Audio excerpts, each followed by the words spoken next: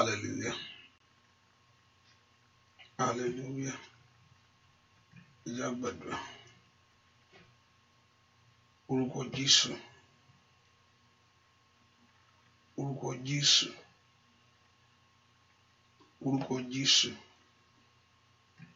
Ó tó pọ̀ ní pàtàkì àgbẹ̀ ọ̀gá fún àkókò ilé ẹ̀kọ́ sí. Àyàn olófgbó fún orí ọ̀fẹ́ ńlá tó fún wa. Ẹni wípé òun gbọ́ àdúrà. Gbọ́ fún wa agbára rẹ̀. Gbọ́ fún wa àánú ìwọ Jésù lórí ayé wa gbogbo. Ẹ̀mọ́ Ísírẹ́lì gbọ́ pẹ́. Jésù àgbẹ̀ ọ̀gá láàárọ̀ yìí.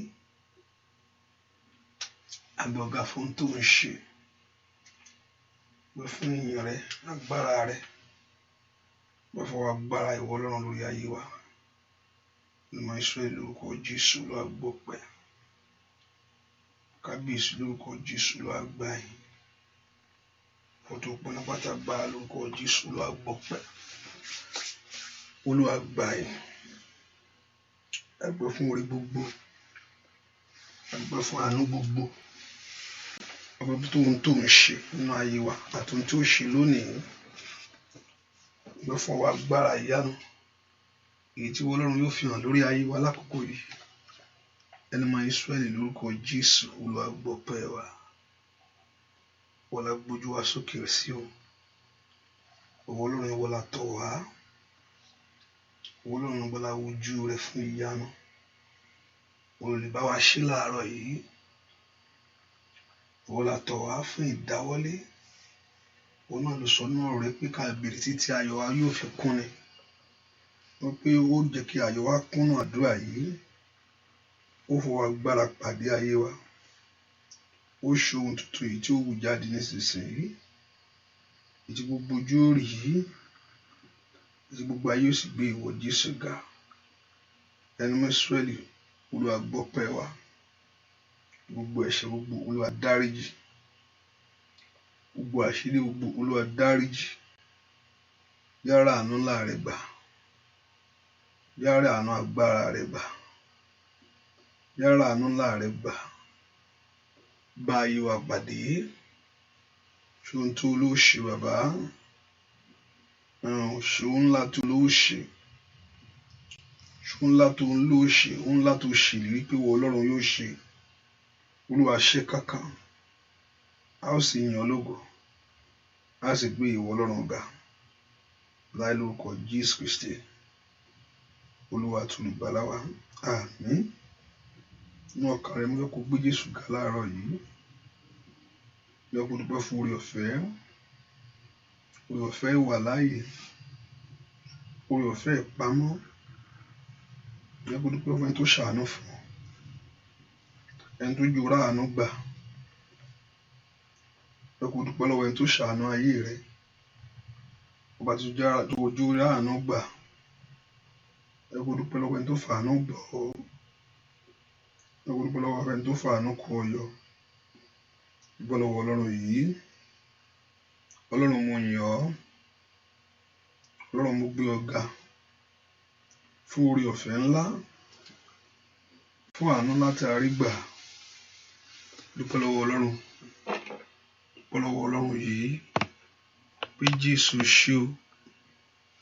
Jésù mo yìn ọ́. Jésù mo gbé ọ ga. Fún ohun tí ìwọ Ọlọ́run yóò ṣe nínú ayé mi. Fún ohun tí ìwọ Ọlọ́run yóò ṣe nínú ilé mi gbogbo. Fún ohun tí ìwọ Ọlọ́run yóò ṣe lórí iṣẹ́ mi. Fún ohun tí ìwọ Ọlọ́run yóò ṣe nínú ayé àwọn ọmọ mi. O bá dúpẹ́ lọ́wọ́ Ọlọ́run alààyè yìí.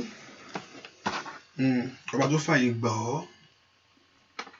Ọba tí òjòjú tì ọ́. Ó náà ni kó gbéga láàárọ̀ yìí. Àwọn ọba tó bójú rẹ lówó omi jẹ́. Dúpẹ́. Dúpẹ́ lọ́wọ́ Ọlọ́run. Dúpẹ́ lọ́wọ́ Ọlọ́run yìí. Dúpẹ́ lọ́wọ́ Ọlọ́run tó dá ọ sí ọba tó pa ọ́ mọ́. Ọba tó pa ọ́ mọ́ tilétilé. Ọba tí òjò sọnù. Dúpẹ́ lọ́wọ́ Ọlọ́run yìí.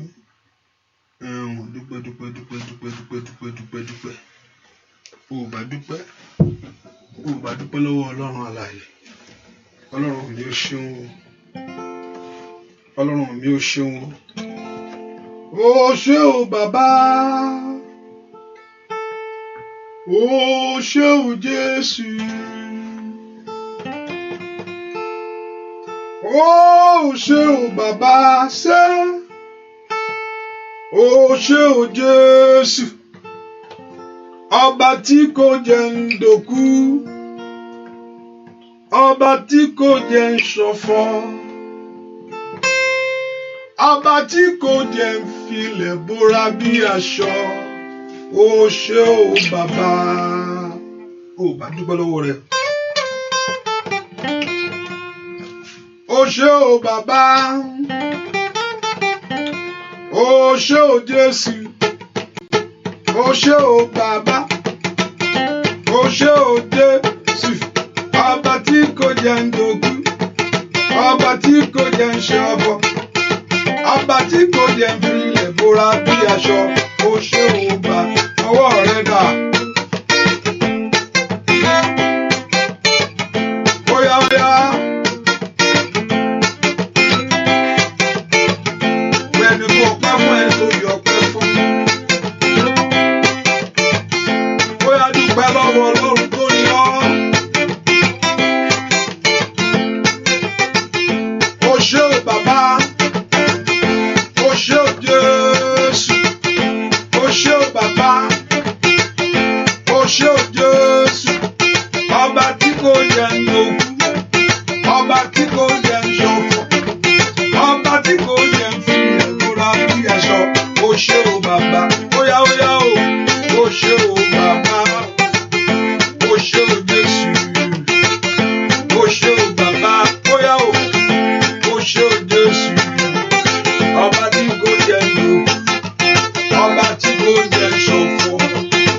Ọba tí kò jẹ́ bóra bí aṣọ. Ó ṣé o bàbá. Dúpẹ́ lọ́wọ́ Ọlọ́run aláìṣẹ̀.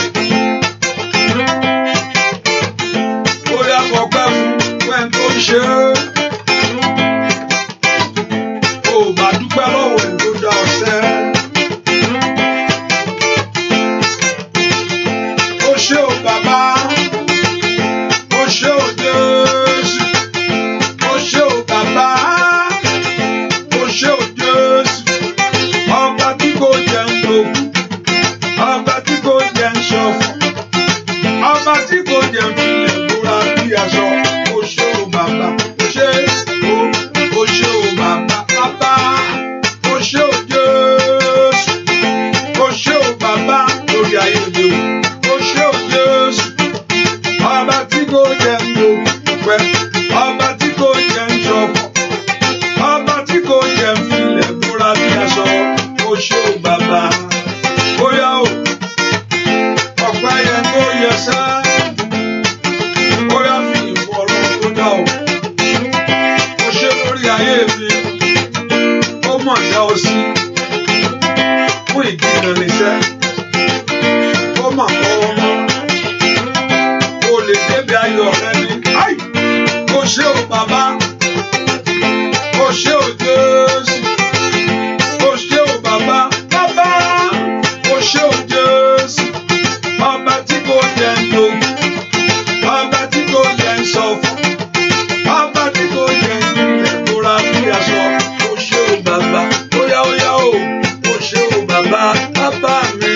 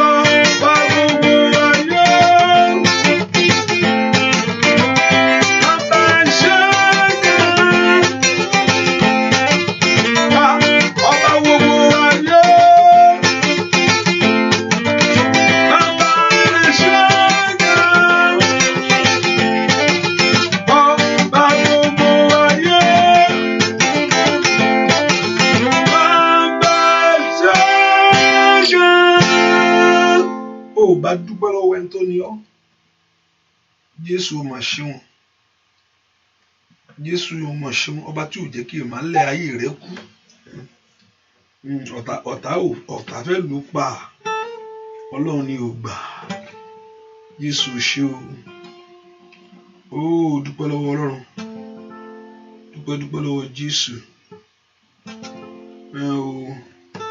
Dúpẹ́ lọ́wọ́ Jésù yìí. Ó bá fi gbogbo ògo fún sẹ́. Dúpẹ́ lọ́wọ́ Jésù yìí.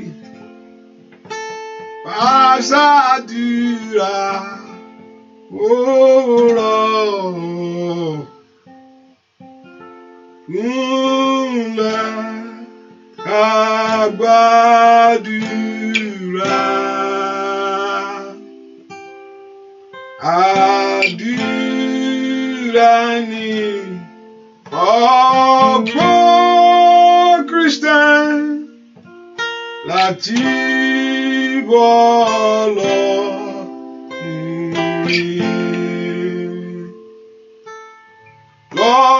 Lọ́sàn-án olè lábẹ́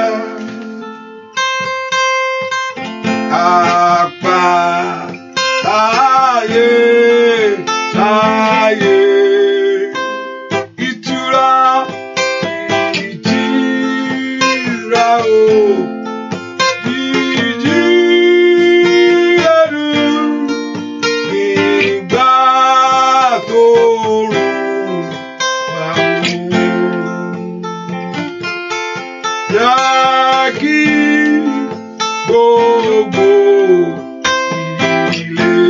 Wàsádùá, wàsádùá lábẹ́ òkìkí ẹwà ìtọ́run àti ìbòde ọ̀run nígbà tó dọ̀gọ̀dọ̀.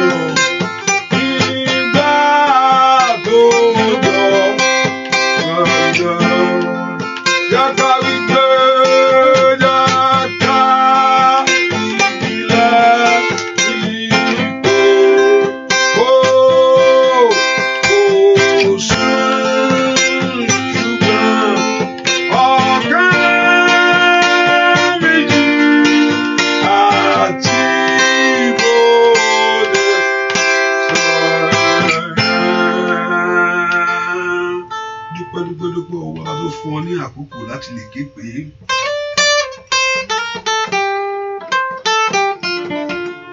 dúpẹ́ lọ́wọ́ Jésù.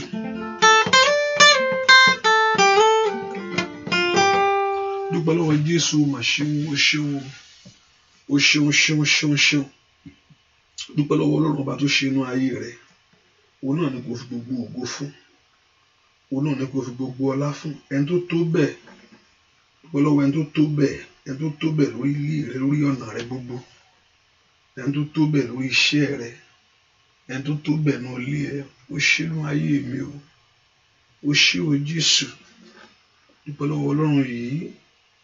Kí ni fi dúpẹ́ bí o bá ṣe pé ìwọ Ọlọ́run tó wà nípa tèmi, ayé ò bá yọ̀ mí. Ayé fẹ́ yọ ẹni o, Ọlọ́run ni o mọ̀ gbà. Ayé fẹ́ ṣe yẹ̀yẹ́ ẹni, Ọlọ́run ni o jẹ́.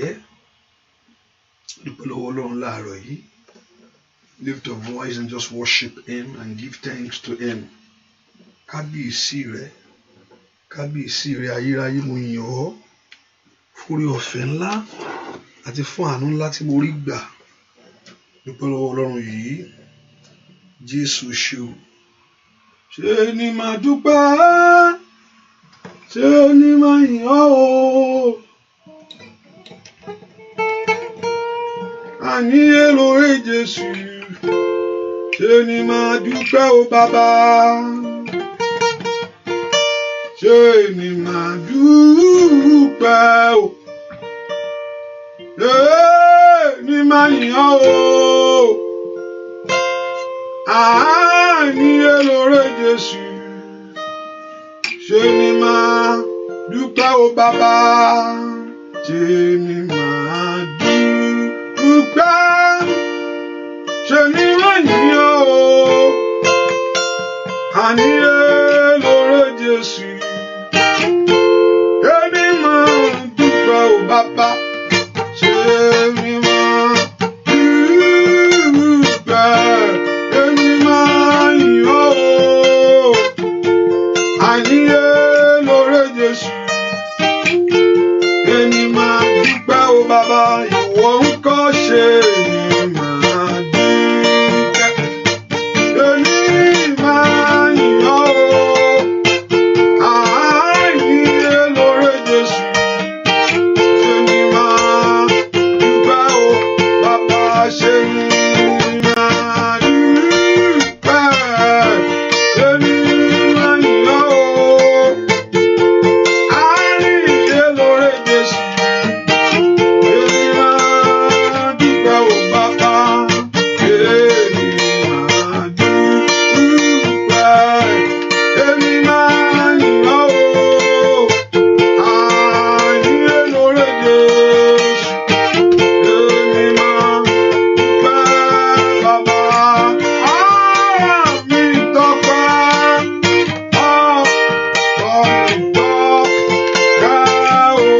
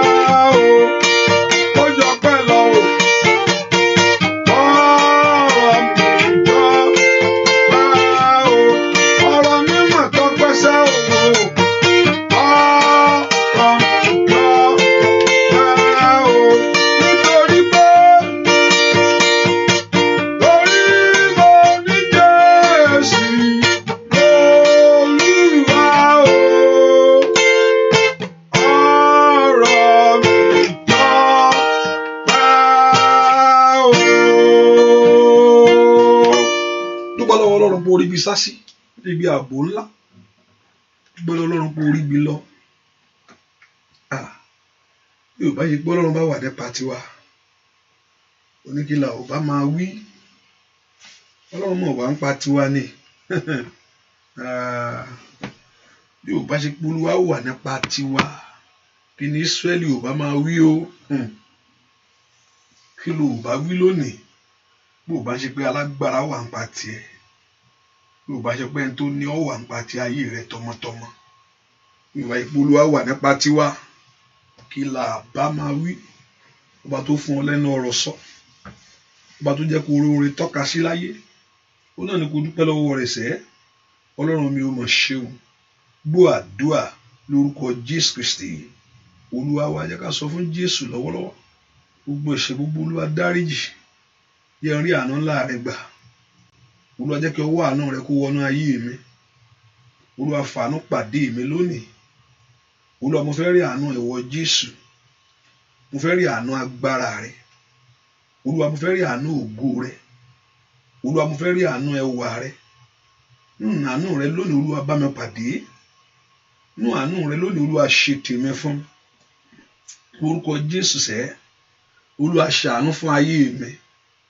Bẹ́ẹ̀ kó béèrè fún àánú, èmi ó ṣàánú fún ẹni tí ó ń ṣàánú fún.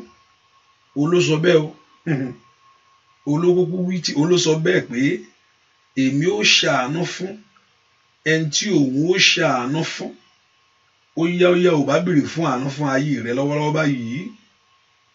Ò bá béèrè fún àánú ayé lórí ayé ọmọ rẹ. Olúwa ṣàánú fún mi. Olúwa o, kò ń ṣe nípa ipá, kò ń ṣe nípa agbára, bí kò ń ṣe nípa àánú Ọlọ́run. Àánú Ọlọ́run mo fẹ́ kó béèrè fún. Ọwọ́ àánú yẹn mo fẹ́ kó béèrè fún. Olúwa ṣàánú fún mi. Jẹ́ n rí àánú ńlá rẹ gbà. Olúwa ṣàánú fún ayé mi. Jẹ́ n rí àánú ńlá rẹ gbà. Sọ fún Jésù lọ́wọ́lọ́wọ́ báyìí. Olúwa jẹ́ n rí àánú ńlá rẹ gbà. Ọwọ́ àánú kó wọnú ayé mi. Ọwọ́ àánú kó wọnú ọ̀rọ̀ mi. Jẹ́ n rí àánú rẹ gbà bàbá. Olúwa ṣàánú fún mi. Béèrè fún àánú lọ́wọ́ Ọlọ́run. Olúwa ṣàánú mi ni. jẹ́ kí ọ̀rọ̀ mi kó ní ìyanjú. Olúwa ṣàánú fún mi lónìí, jẹ́ kí ọ̀rọ̀ mi kó látúnṣe. Ẹ porúkọ Jésù, kò sí ohun tí Ọlọ́run ò lè ṣe. Porúkọ Jésù kó ṣàánú fún ọ, kí ọ̀rọ̀ rẹ kó ní ìyanjú, kí ayé rẹ kó látúnṣe. Porúkọ Jésù sẹ́, Olúwa ṣàánú fún mi, kí ọ̀rọ̀ mi kó ní ìyanjú, kí ayé mi kó látúnṣe. Olúwa ṣàánú fún mi, Olúwa ṣàánú fún mi. Béèrè fún àánú ńlá lọ́wọ́ Ọlọ́run yìí. Olúwa ṣàánú fún mi, kí ayé mi kó gba ojútùú. Olúwa ṣàánú fún mi, kí ọ̀rọ̀ mi kó dayọ̀ sẹ́. Olúwa ṣàánú fún mi, kí n gbóhùn ńlá ṣe láyé. Ó yá ń bolo wà. Porúkọ Jésù láàárọ̀ yìí, kí Ọlọ́run kó ṣàánú fún ọ, kó wọ ẹ̀tọ́ rẹ rí fún ọ. Have mercy upon me, O God. Ask the Lord to have mercy upon your life. Pray the Lord God of heaven to have mercy upon your home, upon your family. Pé láàárọ̀ yìí, Olúwa ṣàánú fún mi. Ayé mi jó ráàánú gbà. Ayé mi jó ráàánú gbà. Ilé mi jó ráàánú gbà. Ayé ọmọ mi jó ráàánú gbà. Béèrè fún àánú yẹn. Ask the Lord to have mercy upon your life, upon your family. Somebody lift your voice to God. Gbàdúrà sẹ́. Olúwa kó ṣàánú fún ọ ni. Olúwa ṣàánú fún mi. Pray for God's mercy. Béèrè fún àánú ńlá lọ́wọ́ Ọlọ́run yìí. Orí mi kó gba àánú. Orúkọ Jésù. Ọlọ́run ṣàánú fún mi. Olúwa ṣàánú fún mi. Olúwa ṣàánú fún mi. Olúwa ṣàánú fún mi. Olúwa ṣàánú fún mi. Olúwa ṣàánú fún mi. Olúwa ṣàánú fún mi. Olúwa ṣàánú fún mi. Orúkọ Jésù bí tó wà. Olúwa ṣàánú fún mi. Olúwa ṣàánú fún mi. Gbọ́ àdúrà lórúkọ Jésù Kristi. Olúwa wá ẹ ká béèrè fún agbára ńlá. Olúwa wọ̀ mí lágbára ńlá, agbára ńlá. Agbára ìgbà míì agbára lèèyàn nídìí. Ìgbà tí agbára Ọlọ́run tó bá bà lé ẹni, ohun tí ọ̀tá ń ṣe inú ayé á bàjẹ́. Tí agbára Ọlọ́run bá gbé ayé ẹni wọ̀, ohun tí ìmọ̀ òkùnkùn ń dáwọ́lé yóò yí dànù. Ẹ̀mí mímọ́ ni mo fẹ́.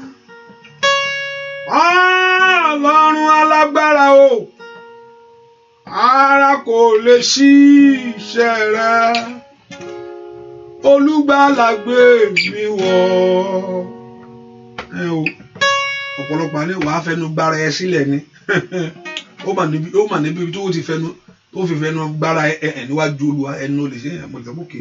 O lè fẹnu gbára ẹ sílẹ̀ ní àdúrà. I mean, you can use your mouth to deliver yourself by talking to God. Kì í ṣe pé jẹ́ kí n bú wọn padà náà, kí ló wà bẹ́ẹ̀ jẹ́ kí n lọ sọ̀rọ̀ sí wọn. Ẹ̀mí mímọ́ ni mo fẹ́.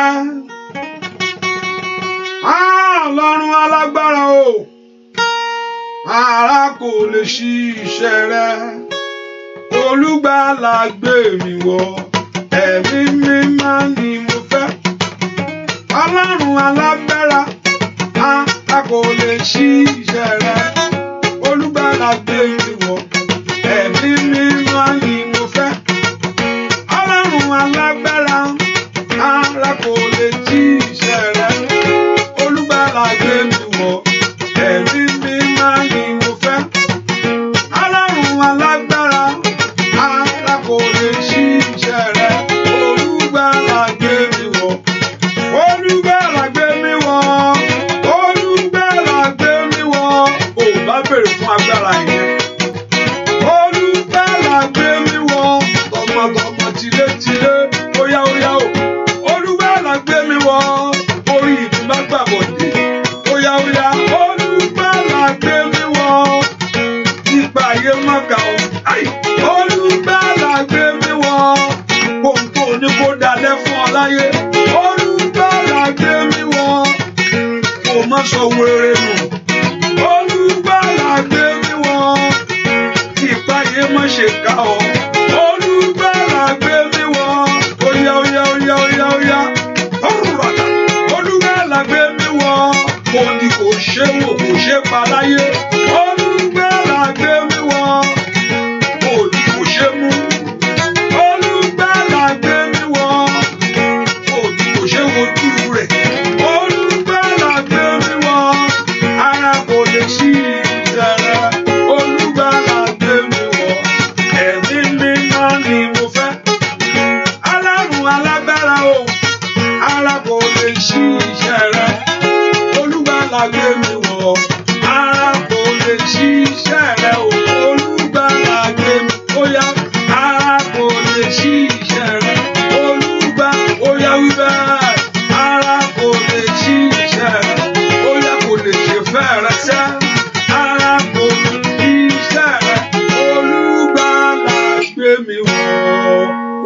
béèrè fún agbára tó fún ayé ẹni láṣeyọrí, agbára tó ń jẹ́ kí ọ̀nà ẹni bọ́ sí fún ni.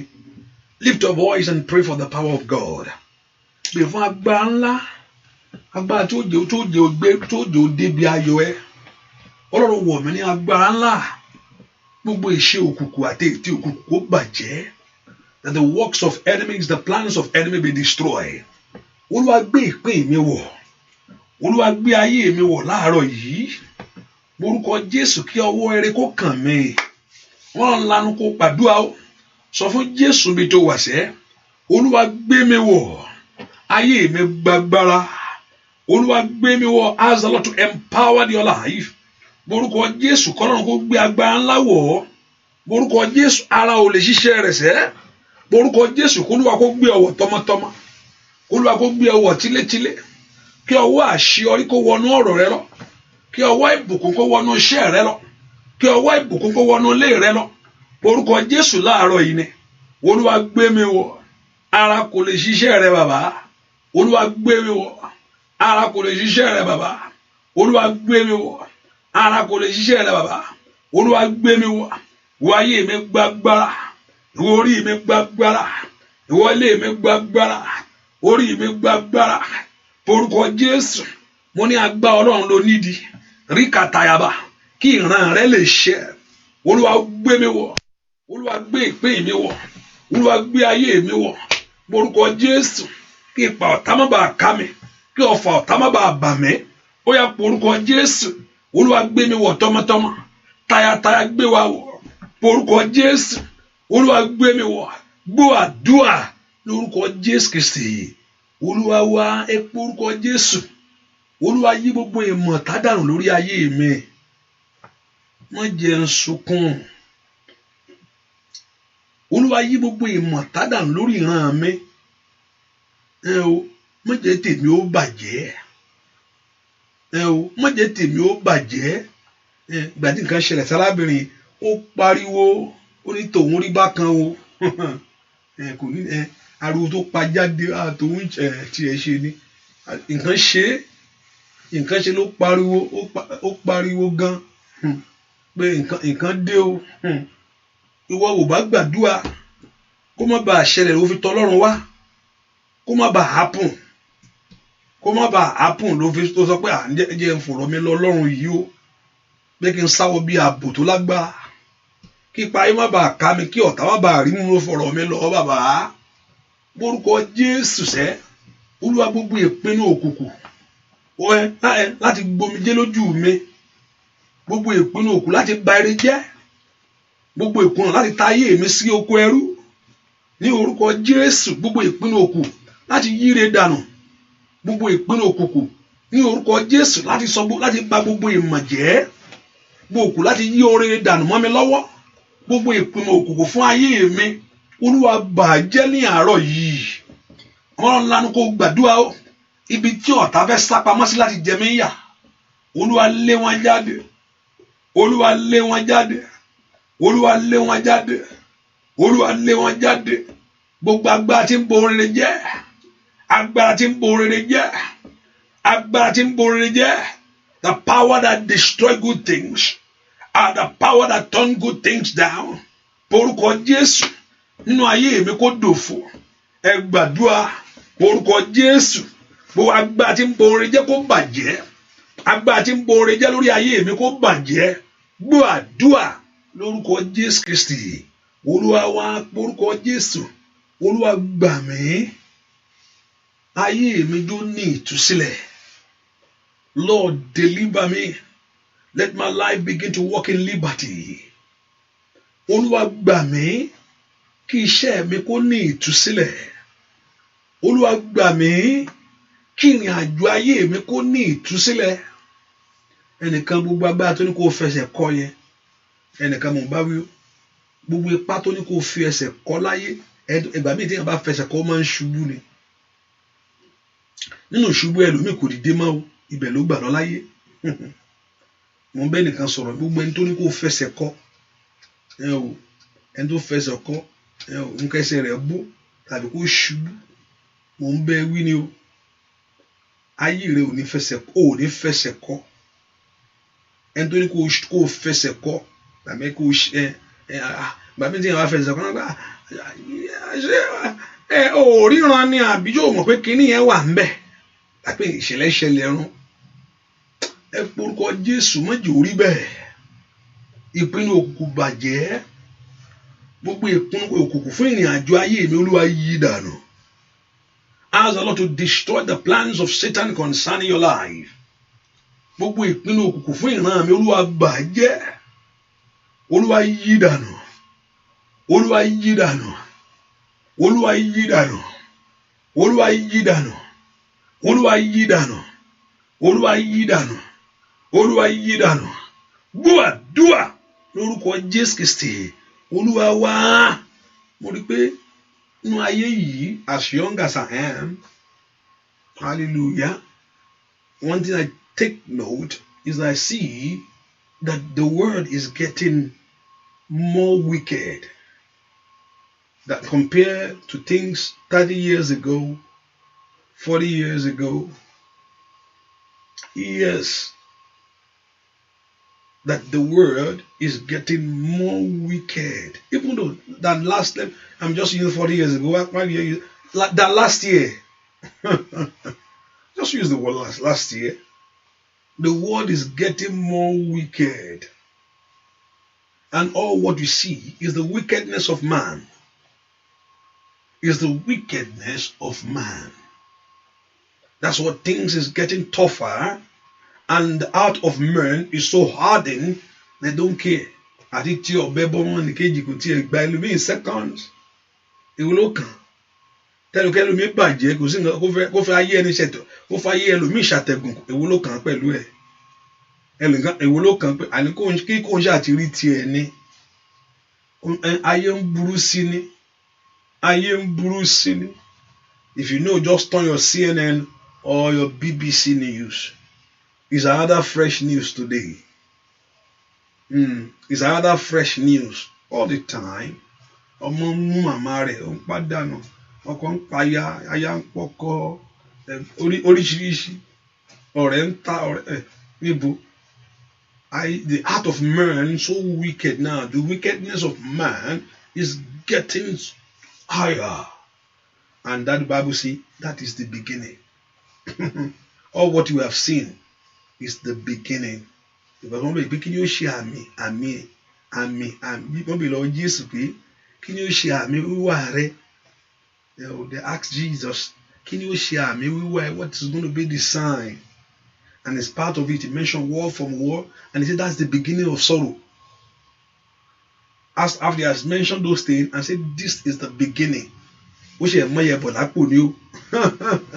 now it's true. Last year, what you're going to hear is different now. Many years ago, you are hearing barely hear it. People are just walking away, saying, I go join your Lujuma. You know what is going on in our country? Really, they want now.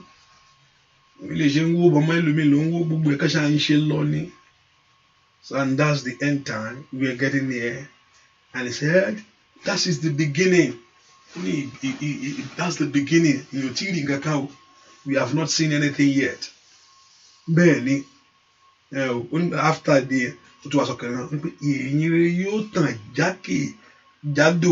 that means the word of God, the preaching of the word of God. When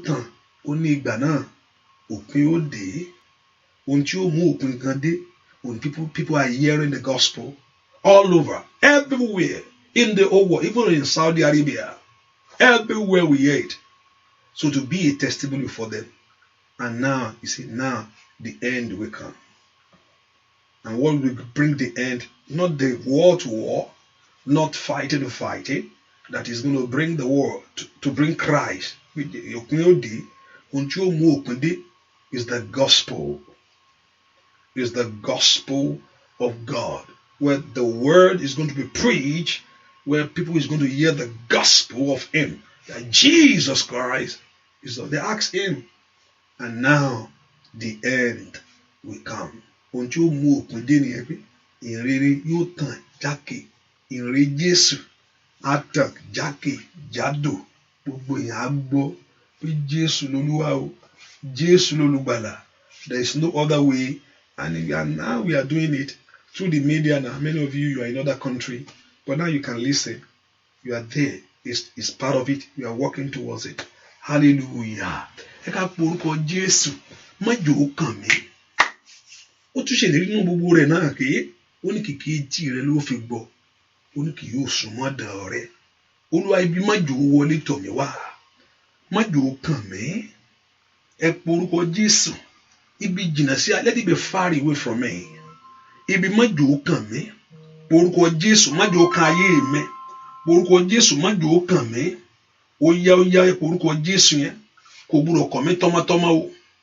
Kò gbúdọ̀ kàn mí tilétilé. Ẹ já pe orúkọ Jésù. Ibi má jò ó kàn mí. Ibi má jò ó wọlé tọ̀ mí wá. Lánàá kó gbàdúrà láàárọ̀ yìí. Orúkọ Jésù sẹ́. Olúwa má jẹ́ kí ibi kàn mí. Má jẹ́ bí wọlé tọ̀ mí wá. Ẹ pe orúkọ Jésù. Ibi má jò ó kàn mí o. Ṣoṣù rò pé iṣẹ́ ló ń wá yẹn. Tí nǹkan mi bá wọlé, wàá gbàgbé iṣẹ́. Ai, Masaida, má jò ó kàn mí. Ruta Kalia, ohun tó yẹ kó tó máa mú yàn gbàgbé ohun tó yàn nídìí. Iṣẹ́ ń kọ́ ẹ fi iṣẹ́ rẹ̀ jẹ́ kí n yanjú ọ̀rọ̀ ilé náà. Má jò ó kàn mí. Orúkọ Jésù. Ibi má jò ó wọlé tọ̀ mí wá. Ó yá ń bolo wá. Orúkọ Jésù sẹ́. Yóò jìnnà sí ilé mi. Yóò jìnnà sí ayé mi. Yóò jìnnà sí ilé àwọn ọmọ mi. Orúkọ Jésù sẹ́. Gbogbo ibi òkùnkùn. Gbogbo ibi ọ̀tá. Ó yá orúkọ Jésù yẹn. Má jò ó kàn mí o. Ó yá orúkọ Jésù. Má jò ó kan ayé mi. Ó yá má jò ó kàn mí. Ní orúkọ Jésù. Má jò ó kan iṣẹ́ mi. Gbọ́ àdúrà lórúkọ Jésù Kristi. Olúwa wá. Ẹ pe orúkọ Jésù. Olúwa bá mi wárí. Olúwa wárí fún mi. Olúwa wárí fún mi. Olúwa gbà á. Olúwa gbà á. Olúwa gbà á o. Olúwa gbàre mi o. Olúwa gbà á fún mi. Olúwa gbà á. Olúwa gbà á o. Olúwa gbà èmi o. Olúwa gbà á fún mi. Olúwa gbà á. Olúwa gbà á o.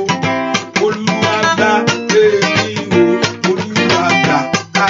Ó yá ó gbà á gbà á o. Olúwa gbà èmi o. Olúwa gbà á. Ó yá tọmọtọmọ gbà á.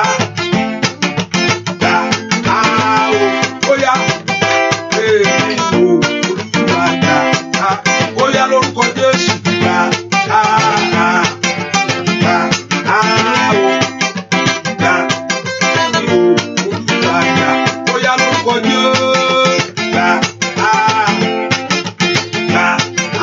o gbà ní o Olúwa gbà ó yá gbàdúrà gbà á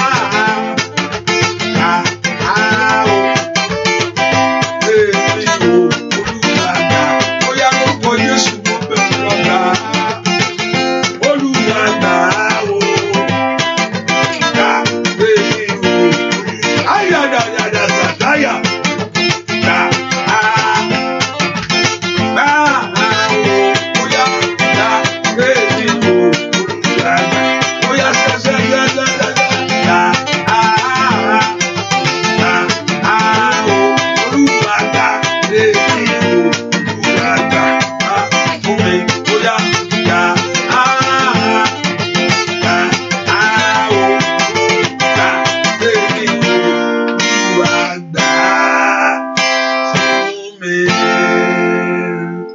Tó ti ṣe àpẹẹrẹ àìṣe ẹ hallelujah mi ní pẹ́ṣù bí ọ̀fẹ́ hallelujah yeah, let's get used to it hallelujah praise the Lord. I know this almost 1 again. I know some people are just waking up. Need to learn to wake up by 5. Hallelujah. Ẹ kò porúkọ Jésù. Olúwa gbà á. Olúwa dá ògo ayé mi tí ayé pààrọ̀ fún mi. Ẹnìkan bá ṣe ń kọrin yẹn. Wọ́n gbọ́ ohun tó gbà mọ́ lọ́wọ́ kó Olúwa kó dá ògo rẹ̀ padà. And it's not the first time when you hear that Ọlọ́run kó gbà ògo èèyàn. Ọlọ́run kó dá ògo padà. Ògo ìsọ̀. wọ́n máa fi rú gbà lọ. Bẹ́ẹ̀ ni ohun tó yẹ bẹ́ẹ̀ ló wà kò ṣẹlẹ̀ báwọn ṣe ń gbòlògó lógo báwọn ṣe ń lògo lógo ayé mọ bó ṣe ń kó ohun tó yẹ kó jẹ́ tiẹ̀ tí ọ̀tá gbà tó gbọ́ wọlé ohun tó yẹ kó ní tí ayé òun lẹ̀ fún ọ èmi ṣàwọn pé nínú bíbélì wọ́n máa gbà tí Sọ́ọ̀lù mọ́mọ́ lọ́wọ́ wọ́n máa jí gbé mọ́ lọ́wọ́ bàbá rẹ̀ fẹ́ súre fún ọ ó yà wọ́n náà lọ dọ́gbọ́n ó ta ẹ̀jẹ̀ lẹ̀ nǹkan ṣẹlẹ̀ mọ̀ nǹkan tó ń ṣẹlẹ̀ mẹ́yìn ó ta ẹ̀jẹ̀ lẹ̀ there was a sacrifice nǹkan kan ṣẹlẹ̀ bàbá ní òun fẹ́ jẹun ó yẹ kó fẹ́ jẹun tán nǹkan fẹ́ ṣẹlẹ̀ lọ pa nǹkan wá fún mi kí ọkàn mi lè súre fún ọ. It goes beyond the revelation of what we see. A sacrifice was offered for even for both of them, the one to go to sacrifice by killing, and also the one that robbed the other one of of his blessing. There's a sacrifice in both of them. When you look back, hallelujah. Wọ́n sì gba ògo sọ́nà. Ohun tí ó yẹ kó jẹ́ tiẹ̀. Ó ní bàbá. Ó ní ta ló tún sọ̀rọ̀ yìí? Ó ní òun yìí sọ mí. Òun ti sọ fún un. Ìwọ sọ pé ọ̀rọ̀ wà náà àṣẹ. Ó yẹ gbà pé ọ̀rọ̀ lásán ni yóò ṣẹ́gun ayé wọn. Ìgbà kò ní dẹ́ni tí ṣe bọ́rọ̀ bàbá bá fẹ́ sọ náà. Agbára ń bẹ nú ọ̀rọ̀. Ó ní bàbá ó ti sọ gbogbo ẹ̀ fún tán. Òun ti fi ṣe ẹ̀gbọ́n ẹ̀ òun ti gbé nǹkan lé lọ́wọ́ ó ní àṣẹ òwà lẹ́nu òun ti gbé ẹ̀gbọ́n fún un ẹni tó mọ iyì àṣẹ ó sọkún ó gbá bàbá ẹ̀ mọ̀ pé ó bá tiẹ̀ sọ nǹkan kan fún wọn náà pé tí ẹ̀ wí nǹkan jáde ó wá ní ìgbà tó bá da lágbára tán ó agbára yóò dé ó ní àjàgà rẹ̀ òun tó ń gbé ẹ̀gbọ́n tó ń gbé fún àjàgà ẹ̀ yóò já bẹ́ẹ̀ ni ọ̀rọ̀ sì wá sí ìmúṣẹ àjàgà rẹ̀ já o ibi tí Jákọ́bù tó fi Ísọ̀ sí kò bá ń bẹ̀ ipò tó fi sí àgbà tó dé Jákọ́bù ń bọ̀ ó bẹ̀ sí dọ̀bálẹ̀ ó ń yíra ń ṣe jú ẹ̀ ní ìdọ̀bálẹ̀ ìkíní ẹ̀ẹ̀mẹ́ta ló ṣubú wájú ẹ̀ ó ní dúró ó ní Ọlọ́run náà ṣe tèmú fún un àpé àjàgà gbà orúkọ Jésù lónìí Olúwa dá ògo mi padà fún mi ohun tó yẹ kó jẹ́ tèmi láyé tí ayé gbà lọ ibi tó yẹ kó wà ohun tó yẹ kó ní tí ayé mú mọ́wọ́ ó yá orúkọ Jésù Olúwa dá padà màkàlì pàórí ṣáìdà ògo mi ò gbúdọ̀ lọ gbé ó yá orúkọ Jésù sẹ́ ògo mi ò gbúdọ̀ sọnù yìí tàkà brado sekẹtẹlẹbó rupatumbrà dekẹtẹlẹgàwà mando prede ó yá orúkọ Jésù let God of heaven return your glory back to you ó yá orúkọ Jésù yẹ ẹ má dá ògo mi padà fún mi àyà bagabagaba Olúwa mú ẹ̀tọ́ ayé mi lé mi lọ́wọ́ ohun tó yẹ kó gbéṣe láyé táyé sọ pé ò fẹ́ táyé pé ò ní rí gbéṣe ohun tó yẹ kó ní táyé sọ pé ò ní rí ní ẹ gbàdúrà Olúwa dá padà ní òru èní láàárọ̀ yìí Olódùmarè dá padà fún mi ẹ̀tọ́ ayé mi ni dá padà ohun tèmi láyé ni dá padà Ọlọ́run ńlá ni kó gbàdúrà ẹ̀tọ́ ẹ lórílẹ̀‐èdè yẹn ní orúkọ Jésù Olúwa dá padà ẹ̀tọ́ láàrin ọmọ ìyá Olúwa dá padà gbọ́ àdúrà lórúkọ Jésù Kristi Olúwa wa àní Olúwa dá ògo ayé mi padà fún mi ẹni tó lógo láyé máa mú rìnrìn àjò tó gùn ohun tó yẹ kó ní 1 year ago á sì máa lé káàkiri ohun tó yẹ kó ti gbàgbé bóun tẹ̀tẹ̀ parí ẹ̀ Olúwa gba ògo mi fún mi sẹ́ẹ̀ kò tí ì léètì jù torí ọwọ́ alágbára mo ti bèrè masaida wàlẹ̀ kiri pàórí saida kàtàlíyà ó màkàlẹ̀ pàórí saida kò tí ì pẹ́ jù torí ọwọ́ alágbára mo ti bèrè torí ọwọ́ ọba wọn bá ló ti bèrè sẹ́ Olúwa dá ògo mi padà tó ti kú Ọlọ́run lágbára láti jí dìde ó yá tó ti sọnù ó lágbára ti wárí orúkọ Jésù. Olúwa dá ògo ayé mi padà fún mi. Olúwa dá ògo mi padà. Èmi náà fẹ́ rí tèmi lò, èmi náà fẹ́ rí tèmi ṣe. Ó yá ó yá ó yá ó yá ó yá orúkọ Jésù. Olúwa dá ògo padà. Olúwa dá ògo padà. Olúwa dá ògo padà ní orúkọ Jésù. Olúwa dá ògo padà orúkọ Jésù. Dáadáa dá padà dá padà dá padà dá padà dá padà dá padà dá padà dá ògo ayé mi padà. Ask the Lord to return your glory back to you. Ask the Lord to restore the glory. Olúwa dá ògo mi padà fún mi. Olúwa dá ògo mi padà fún mi. Olúwa dá ògo mi padà fún mi. Olúwa dá ògo mi padà fún mi. Orúkọ Jésù dá padà. Olúwa dá padà ògo ayé mi ni. Olúwa dá padà. Agbára ń bẹ lọ́wọ́ ìwọ Ọlọ́run. Agbára ń bẹ lọ́wọ́ ìwọ Ọlọ́run láti yànda rẹ̀ fún mi. Orúkọ Jésù. Agbára ń bẹ lọ́wọ́ ìwọ Ọlọ́run láti mú lé mi lọ́wọ́. Agbára ń bẹ lọ́wọ́ ìwọ Ọlọ́run láti dá ògo ayé mi padà fún mi. Láti dá ògo ayé mi padà fún mi. Láti dá ògo ayé àwọn ọmọ mi padà. Orúkọ Jésù. Gbọ́ àdúrà lórúkọ Jésù Kristi Olúwa wa. Ẹnìkan mo gbàdúrà fún ọ, mo ṣe ń gbàdúrà yẹn orí abọ́. Ohun tí mo gbọ́ abọ́ yìí àbí tí abọ́ yìí bá sọnù, àbí tí abọ́ yìí bá sọnù, abọ́ tí ìrẹ̀ fi ń jẹun, abọ́ yìí, ohun tí ayé pààrọ̀ mọ́ ọ lọ́wọ́, ohun tí ayé fi ń gbóúnjẹ jẹ fún ọ, èyí tó lòdì, Olúwa gbà sọnù. Kò ṣe má fi jẹun ni. Màsáìdà Ọlọ́run gbà á. Ibi tí ayé kọ ìpín ẹ mọ́ pé ilé ni abọ́ ilé ni tí ẹ rèé. Lórúkọ Jésù kúrò kó gbà á, kó sọnù. Mo ní kó sọnù. Ohun ìjà ọ̀tá lórí ayé ẹ. Ohun ìjà ọ̀tá ní ọ̀nà rẹ. Ohun èlò ìjà ọ̀tá. Ohun tí ọ̀tá ń lò tí fi ń jà ọ́ lógun. Ohun èlò ìjà ọ̀tá. Ọ̀pọ̀lọpọ̀ ojú àlá ni ẹnìkan ìwọ náà mo tún gbàdúrà fún ọ. Lójú àlá ló ti máa ń ríra rẹ pé òun ṣe dáadáa. Kò já sójú ayé rí. Ibẹ̀ ló ti ń rí beautiful things. Ṣùgbọ́n kò ṣẹlẹ̀ rí.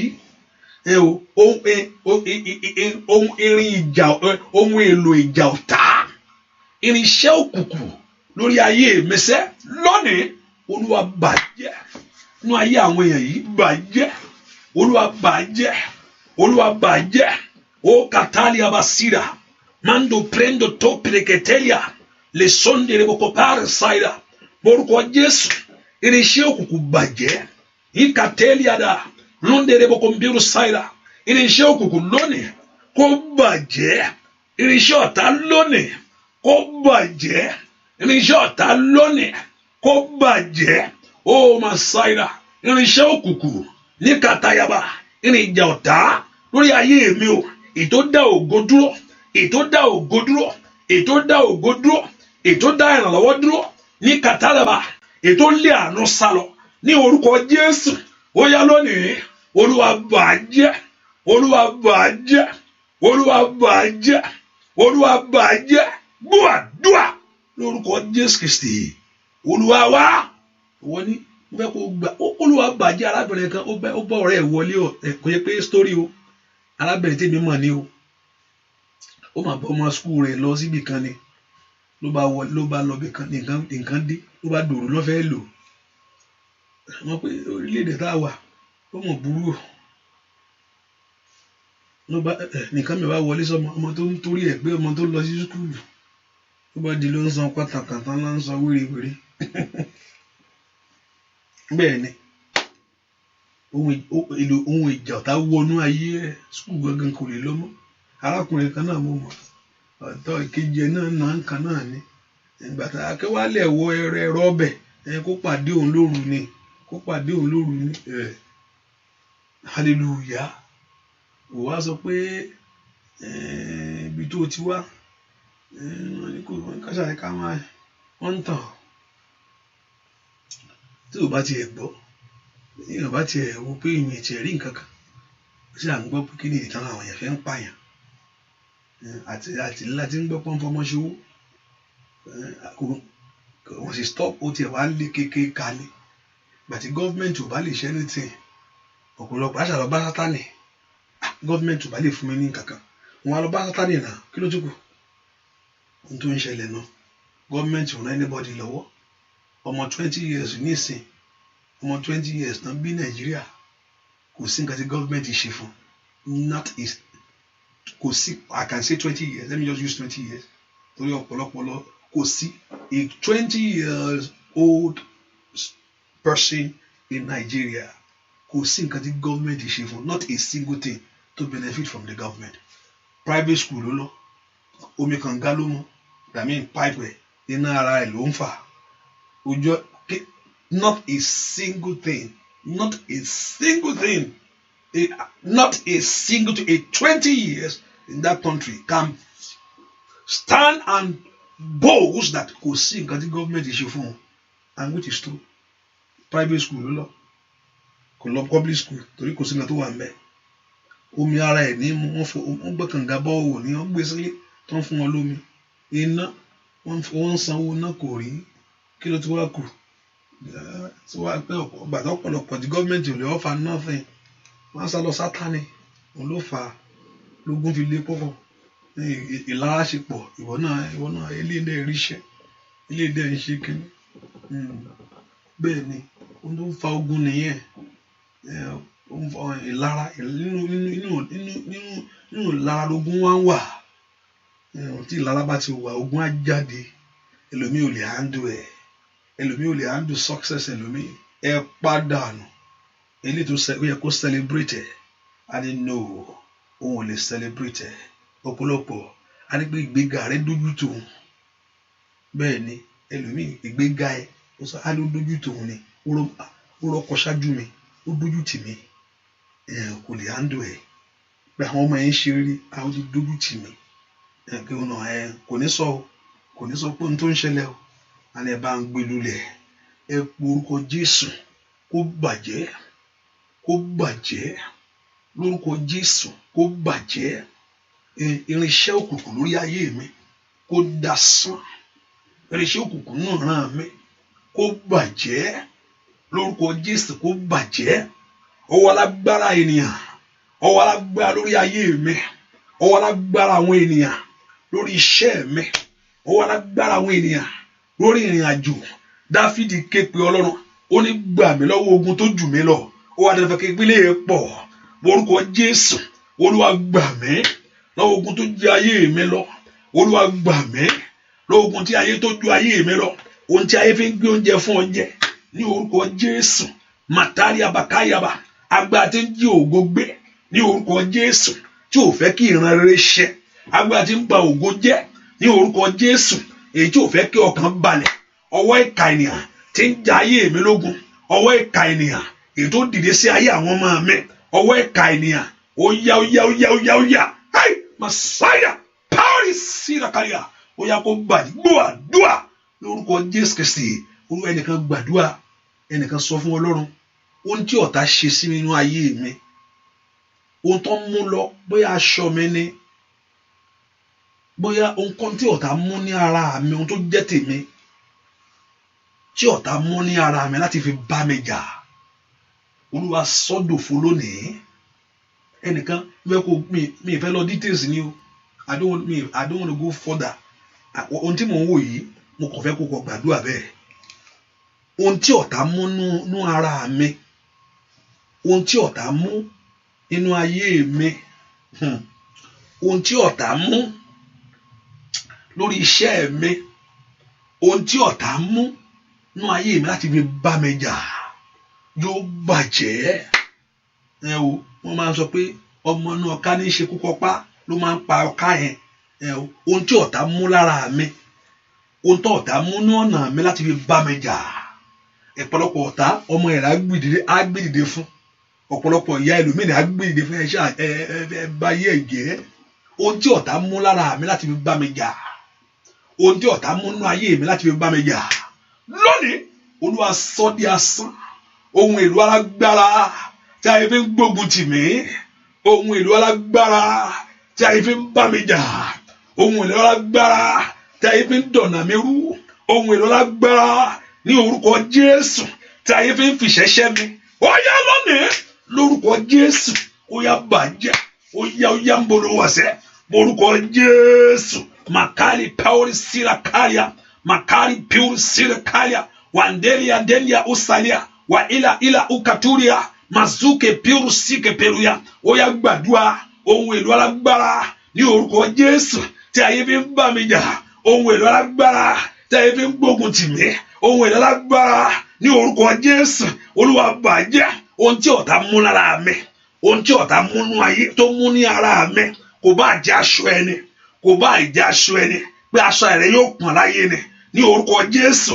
Matali abakalia meseri pikori abakaba, ohun èlò agbára ní orúkọ Jésù, ohun èlò òkùnkùn tí ọ̀tá fi ń bá mi jà, tí ọ̀tá fi ń bá ayé mi jà, gbúà dúà lórúkọ Jésù Kristi Olúwa wa. Mi ní dárúkọ, you get used to it o. Ẹ tètè máa jí o. Hallelujah. 5 o'clock lẹ́ máa jí o. Hallelujah. Kò ní jẹ́ 6 mọ́ o. Ó dẹ́ nìkan tí mò ń sọ fún mi láti yí o. Hallelujah. Praise the Lord. Praise the Lord. Ohun èlò lágbára kó bàjẹ́. Ohun èlò lágbára kó sọnù. Ọ̀tá náà máa ń lo nǹkan kan ní kí la máa múnú ayé ẹ̀. Ẹ lọ mú ilé wa, ẹ lọ mú ilé wa, tẹ bá lè rí ilé mú ti ṣe é ṣe. I mean, if you can go extra length to do this. Ohun èlò lágbára kó bàjẹ́. Ohun èlò lágbára kó dasán. Ohun èlò lágbára kó bàjẹ́. Ohun èlò lágbára kó dasán. Ohun èlò alágbára lórí ayé mi kó bàjẹ́. Bẹ́ẹ̀ kó porúkọ Jésù. Ohun èlò alágbára nínú ayé àwọn ọmọ mi kó bàjẹ́. Ohun èlò alágbára nínú ìran mi kó bàjẹ́. Ohun tá a ti lò láti pe ogun sínú ayé mi, ohun tá a ti ṣe láti bá ọ̀nà mi jà, ohun tá a ti ṣe lórúkọ Jésù láti dọ̀nà mi rú, lórúkọ Jésù. Ohun èlò alágbára, ohun èlò alágbára, ohun èlò alágbára lórúkọ Jésù dáadáa. Ohun èlò alágbára, oh makali power cider, wali kiri pure cider kalia, wali kiri pure cider kalia, wali kiri bandele bokombeli sa, wando pure cider kalia, wali kindele bokombeli cider. Ní orúkọ Jésù, ohun èlò lágbára láti dènà ìrìn àjò ayé mi, ohun èlò lágbára ní orúkọ Jésù tí ò fẹ́ kọ́ ọ̀rọ̀ yẹn kó lójútùú, ní orúkọ Jésù lónìí. Ohun èlò lágbára kó bàjẹ́, ohun èlò lágbára kó bàjẹ́, ohun èlò lágbára kó bàjẹ́ lójú àlá rẹ, lójú ìran rẹ ní orúkọ Jésù.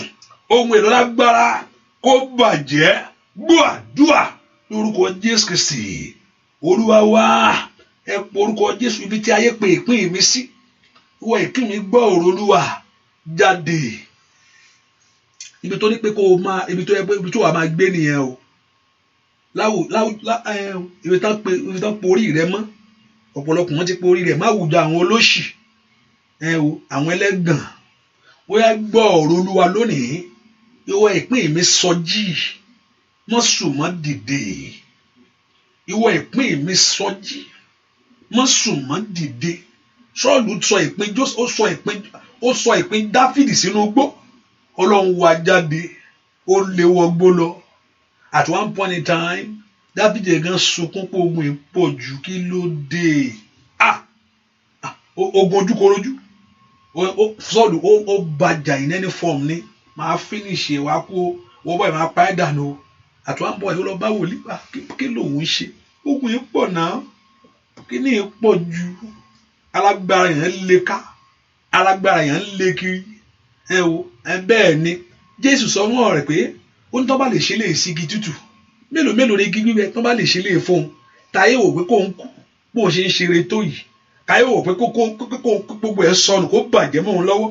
Mélòó ẹ̀yin ayé burú jáì bẹ́ẹ̀ pé ọkàn yẹn burú ó ń ta ló lè mọ ẹlòmíì tá máa rẹ́rìn kòkòkò fún ọ ẹlòmíì gan òun ló ń fọ̀rọ̀ ẹ lọ òun ló ń gba wájú ló ń gbẹ̀yìn bẹ́ẹ̀ ni ẹnìkan ń jọkan ẹnìkan yẹn ó pè mí bó ṣe pè mí ó fẹ́ sọ̀rọ̀ ẹnìkan ni o mo ṣe gbé fóònù tí mo ṣe ẹ̀ lò ó olúwa ní ẹni tó ń sọ̀rọ̀ yìí irọ́ ni o ó sì sọ̀rọ̀ ẹni ẹ bẹ́ẹ̀ pé kàn ràn lọ́wọ́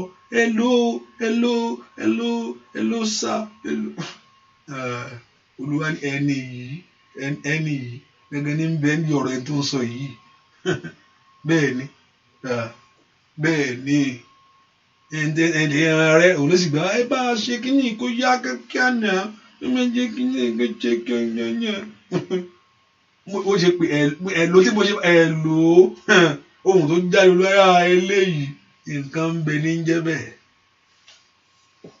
ọ̀rọ̀ èèyàn ló sì fẹ́ fi lọ mí wọ́n fẹ́ mọ̀rọ̀ ẹlòmíì wá ẹ bá ń gbàdúrà sọ̀rọ̀ ẹni yìí ẹ jẹ́ kó ṣe kíní ṣe kíákíá náà kíní ṣe ohun tó gbẹ́sẹ̀ lé hallelujah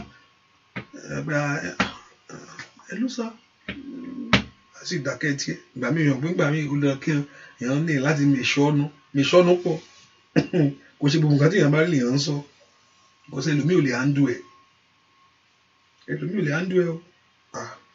ẹlòmíì àgbè sójú ní street arábìnrin kan pè mí jọ kan ó ní ẹ wo máa lọ bá wọn tí máa lọ lù wọn ni kóun ó lọ lu ẹni yẹn pé wọn máa lọ nà wọn máa lọ gbéjà kó lójú ni pé kó jù mí lẹ̀ ó bá gbéjà kó kí nìyẹn mí ni máa ní kó jù mí lẹ̀ ni o máa sọ fún báyìí pé the spiritual the weapon of our warfare are not carnal kò ń ṣe carnal thing but one thing but mighty what you are doing is so strong that can turn the heart of a king láti yí ọkàn ọba padà that can change the whole nation because ẹni tó ń bá sọ̀rọ̀ alágbára ni it's not carnal the warfare the weapon of our warfare ohun ìjà wa ohun ìjà rẹ kò ń ṣe ẹnu nìkan ẹnu níwájú Olódùmarè ni ẹ jẹ́ ń bú wọn ẹ jẹ́ lọ lálì wọn tó bá lálì wọn tó bá fọkàn àfẹnú wọn àfọwọ́ ṣe àwọn káfà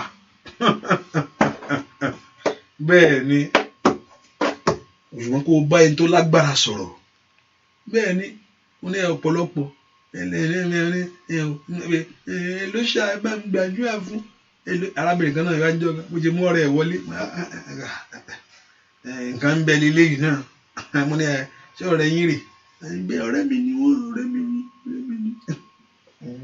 ọ̀rẹ́ yín náà hallelujah ọ̀rẹ́ ẹ̀ tó dúró tiẹ̀ ló wà lẹ́gbẹ̀ẹ́ rẹ̀ hallelujah bẹ́ẹ̀ ni wọ́n sì jọ mọ sá káàkiri ni ẹjọ́ dáa ẹjọ́ ṣe gbogbo ẹ̀ ẹjọ́ mẹ́jọ bọ́ sí ẹjọ́ hallelujah ẹ porúkọ Jésù lọ́wọ́ ogun tó jù mí lọ Olúwa gbà mí Dáfídì kégbé Ọlọ́run lọ́wọ́ ogun tó ju ayé mi lọ ohun tó ti lé títí tó rí mú ohun tí wá títá yóò fẹ́ kó rí Ọlọ́run eléyìí jù mí lọ Olúwa gbà mí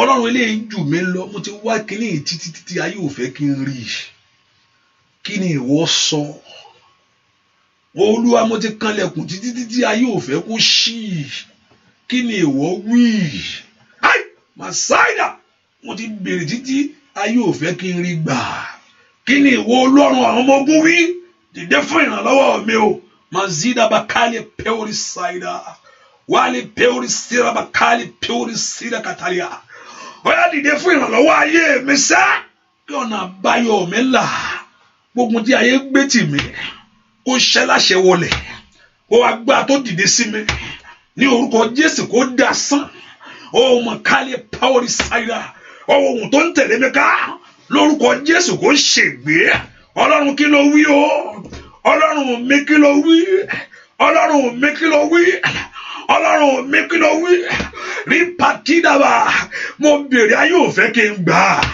ó yá mo kanlẹ̀kùn gbọ́n tó ní kí n kàn á ayé ò fẹ́ kó ṣí ṣẹ́gun ìwọ sọ fún mi pé kí n béèrè pé ẹni tí ń béèrè ní rí gbà ẹni tí ń kanlẹ̀kùn là ń ṣí fún gbogbo agbára tí ò fẹ́ kí ọ̀rọ̀ iṣẹ́ mo kanlẹ̀kùn mo béèrè mo wá kiri ẹ̀yin ogun ọ̀rọ̀ ẹ gba ìtọ́ mi fún mi mà tó rí bàkàtà yàrá orúkọ Jésù dára ó dán kí ẹ̀tọ́ rẹ kó dé búàdúà lórúkọ Jésù Kristi Olúwa wa.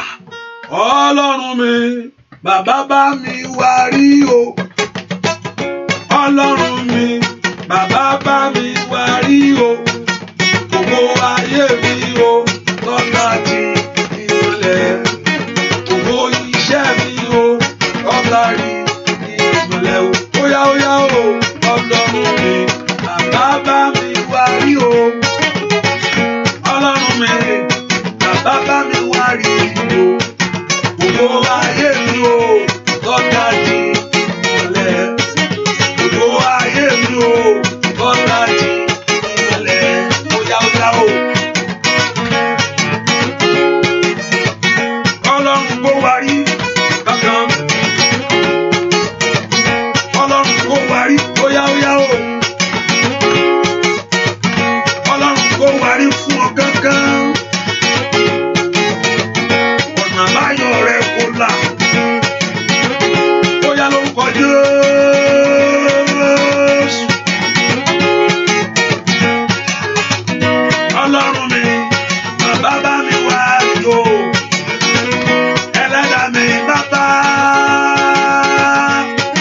gbogbo ayé mi o lọ́jà ti ìmọ̀lẹ̀ gbogbo iṣẹ́ mi o lọ́jà ti ìmọ̀lẹ̀ óyá o Ọlọ́run mi bàbá bá mi wá rí o Ọlọ́run mi bàbá bá mi wá rí o gbogbo ayé mi o lọ́jà ti ìmọ̀lẹ̀ gbogbo iṣẹ́ mi o lọ́jà ti ìmọ̀lẹ̀ óyá wá rí Olódùmarè nílá óyá wá rí ẹni tó ṣe mí o óyá wá rí ọwọ́ agbára rẹ óyá wá rí óyá wá rí ẹni tó pọ̀ nípa agbára óyá wá rí óyá o óyá wá rí ẹni tó pọ̀ nípa agbára bàbá àyùkọ́ sí dàbà gbogbo ayé mi o lọ́la ti ìmọ̀lẹ̀ gbogbo iṣẹ́ mi o lọ́la ti óyá o Ọlọ́run mi bàbá bá mi wá rí o ẹlẹ́dàá mi bàbá bá mi wá rí o gbogbo ayé mi o lọ́la ti ìmọ̀lẹ̀ gbogbo iṣẹ́ mi o lọ́la ti óyá lórúkọ Jésù. Gbogbo ayé mi o lọ́la ti ìmọ̀lẹ̀ gbogbo ilé mi o lọ́la ti óyá lórúkọ Jésù. Ayé mi o lọ́la ti ìmọ̀lẹ̀ gbogbo iṣẹ́ mi o óyá ríà àtọ́yàrá kú ṣèkètìlẹ̀ àkáyà bàtà bèrè ẹ̀ ẹ̀fàdó bèrè àtòtò yẹ́yà bàtà bàkàbàkà láti ìrọ̀lẹ́bà óyá o lórúkọ Jésù. Ìmọ̀lẹ̀ gbogbo iṣẹ́ mi o lọ́la ti ìmọ̀lẹ̀ óyá o gbogbo ayé mi o gbogbo ilé mi o lọ́la ti ìmọ̀lẹ̀ gbogbo iṣẹ́ mi o lọ́la ti ìmọ̀lẹ̀. Mark off 5 minutes torí ẹ̀yin tẹ̀ ṣe ń jí I know some people are just waking up. Get used to it. It's going to be 5 o'clock. Hallelujah. It's not. I don't know why. It's 5 o'clock, so you can. It is after 1 now. It's more easy. Hallelujah. Praise the Lord. Get used to it. Get used to it. Get used to it. Set your alarm 5 o'clock. Your alarm. Hallelujah. 5 o'clock, which is going to be 12 my time. that's the time we're going to be. If I'm coming night, that's the Lord Jehovah God. Bẹ́ẹ̀ kó gbàdúrà sọ fún Ọlọ́run ilé tí mo ti gbé rí ìta amóore sọnù mọ́ mi lọ́wọ́. Ilé tó ti gbé rí, ilé ẹ̀ tó ti gbé rí, ilé tó ti torí tó ti gbé bẹ̀ rí. And ohun tó ṣẹlẹ̀ ń bẹ̀, you have not yet recovered from it. Òun bẹ́ẹ̀ nìkan sọ̀rọ̀ ni. Ibi tó ti gbé rí, tàbí tó ti gbé orí sùn, tó ti fi orí rẹ̀ sùn sí. And up till now, ìṣẹ̀lẹ̀ tó ṣẹlẹ̀ ń bẹ̀, you have not yet recovered from that place. Tàbí ogun kan mẹ́wàá tàbí ogun yá, even ó ti ẹ̀ fi bẹ̀lẹ̀, ogun náà ohun tó tẹ̀lé Jákọ́bù kiri nìyẹn. Tàbí Jákọ́bù ti jí ogun ológo gbé, but nǹkan kan tẹ̀lé. Òun ni Ọlọ́run áńgẹ́lì sọ pé ajínilẹ́sẹ̀ ni ọ́, nǹkan ìwà rẹ̀ ò tí ì tán, ó sì ń tẹ̀lé ọ kiri. Ṣùgbọ́n ó gbá Ọlọ́run mú pé bá ń ṣẹ́gun kìíní yìí. Kí lorúkọ ẹ ní Jacob ajínilẹ́sẹ̀ ni ẹ, nǹkan kan ń tẹ̀lé ọ kiri. Ó sì tẹ̀lé kiri náà kiri. Ó fẹ́ manipulate náà bí tó ó manipulate ẹ̀gbọ́n rẹ̀. Ó tún wọlé Lábánì náà tó fẹ́ dọ́gbọ́n tó fẹ́ ṣe kìíní. Ṣùgbọ́n scammer ara wọn ni. Bẹ́ẹ̀ ni ìkíni kan fọlọ́run ṣe àtìlẹ́yìn tí ẹni. Lábánì náà fẹ́ scam ẹ̀, ìsì scammer. Òun náà scammer náà. Ṣùgbọ́n ìkánjú kan lọ ni. Ìkán kan wà lọ pé tí ó yẹ kó òun fi Ọlọ́run kún tòun scammer ìyá bá tòun jẹ́ o. Òun ó máa jẹ́ kó òun ṣerú kú síbí yìí o. Ohun tó yàtọ̀ sí Jákọ́bù nù, ó sì ti discover pé tóun bá tètè fọ̀rọ̀ lọ́lọ́run, scammer tó fẹ́ scam ayé òun yìí yóò jẹ́ kó òun kú sóko ẹrú yìí. Ọlọ́run á kọ́ mọ̀ ẹ́ ṣe. Gbà tó máa kó òun bẹ́ẹ̀ náà tó náà tó jáde tó lọ kò tó sọ, ó tún gbéra ni. Gbà tí yẹn ń lé torí pé Ọlọ́run wà lẹ́yìn ètò òun ti fọ́ Ọlọ́run, ó ti mọ bí agbára pé o gbọ́dọ̀ sọ any negative thing sí. Ó ní o gbọ́dọ̀. Ọlọ́run wọ́n Lábánì ní o gbọ́dọ̀ sọ any negative. Ọlọ́run yóò bọ̀ káàrẹ̀ ń ṣàmì dáadáa. Ẹni tó ń jí láàárọ̀ tí ń ṣépè fún ọ pé ọmọ lágbájá mi tó wà báyìí kò ní ṣe fún ẹ o, kò ní ṣe fún ẹ o. Ọlọ́run yóò bá wí lónìí. Ọlọ́run bá Lábánì wí pé tó ń bá gbọ́ tó sọ̀rọ̀ òdì sí nǹkan dé. Ó ní Ọlọ́run tó ń sìn ó bá mi sọ̀rọ̀ lánàá kí n má sọ nǹkan kan, ó dẹ̀ súre fún, ó ní máa lọ. Ẹni tó ń wíwó tò lórí ayé rẹ̀ sẹ́, ẹni tó ń jí láàárọ̀ tí ń fèsì ránṣẹ́, ẹni tó ń jí láàárọ̀ tí ń wọ bí agbára rẹ̀ lọ pé àníṣẹ́ o, òun ò yọ̀ǹda ọmọ lágbájá o, àníṣẹ́ o, òun ò yọ̀ǹda ọmọ lágbájá o, àníṣẹ́ o, òun ò yọ̀ǹda ọmọ lágbájá o, àníṣẹ́ o, òun ò yọ̀ǹda ọmọ lágbájá o. Ẹnikẹ́ni ní orúkọ Jésù lábẹ́ ọ̀run yìí, ní orúkọ Jésù Olúwa kó kọlù. Ẹnìkan mo ní ohun tó gbà lára rẹ̀, ohun tó mú ibi tá a bá fi sí, ohun tá a bá mú lára rẹ̀ kò bá jẹ́ aṣọ ẹni, ibi tó bá wà báyìí tá a gbé tó tí ọ̀tá ti fi ṣiṣẹ́ yẹn, kí iná Ọlọ́run kó dún bẹ́ẹ̀. Ṣàmì dáadáa. Mo ní kí iná Ọlọ́run kó dún níbẹ̀. Iná Ọlọ́run kó sọ ń bẹ̀. Iṣẹ́kíṣẹ́ tó ẹni òkùnkùn ti ṣe, iṣẹ́kíṣẹ́ tí ẹni ẹ̀jẹ̀ ti ṣe, ní orúkọ Jésù nínú ayé ẹ lónìí, níbikíbi tá a bá gbé kinní yẹn sí, iná Ọlọ́run kó dáhùn bẹ́ẹ̀. Iná Ọlọ́run kó dáhùn bẹ́ẹ̀. Iná Ọlọ́run kó dáhùn bẹ́ẹ̀. Iná Ọlọ́run kó dáhùn bẹ́ẹ̀. Ẹnikẹ́ni tó bá jí aṣọ ògo rẹ gbé, ní orúkọ ẹni tó jí aṣọ ògo rẹ gbé, ẹni tó jí aṣọ ògo rẹ gbé, ní orúkọ Jésù ibikíbi tá a bá gbé sí, níbi òkùnkùn tí ọ̀tá gbé sí, ní orúkọ Jésù iná Ọlọ́run kó sọ níbẹ̀. Iná Ọlọ́run kó sọ níbẹ̀. Iná Ọlọ́run kó sọ níbẹ̀. Iná Ọlọ́run kó sọ níbẹ̀. Iná Ọlọ́run kó sọ níbẹ̀. Iná Ọlọ́run kó sọ níbẹ̀. Iná Ọlọ́run kó sọ níbẹ̀. Iná Ọlọ́run kó sọ níbẹ̀. Iná Ọlọ́run kó sọ níbẹ̀. Iná Ọlọ́run kó sọ níbẹ̀. Lórúkọ Jésù iná Ọlọ́run kó sọ níbẹ̀. Ní orúkọ Jésù iná Ọlọ́run kó sọ níbẹ̀. Ohun tá a bá ti lò lára ẹ̀, ohun tí ọ̀tá ti lò, ohun tí ọ̀tá ti gbé lọ, ohun tí ọ̀tá ti fi ṣe nǹkan, ní orúkọ Jésù bóyá kó bàjẹ́. Mọ̀kálì pàórí ṣáìdà, wàhálì kiri pàórí ṣáìdà, ibi tó ti gbérí, líkẹ̀lẹ́ bẹ̀rẹ̀ sẹ́lìà, mànú bẹ̀rẹ̀ kìtẹ́lì kàtà, màdó bẹ̀rẹ̀ ndóntò branda kàtà, ibi tó ti gbórí sírí, rí pẹ̀tẹ́kẹ̀ pẹ̀lú sídà, rí kàtàkàpàkàpàkàpà.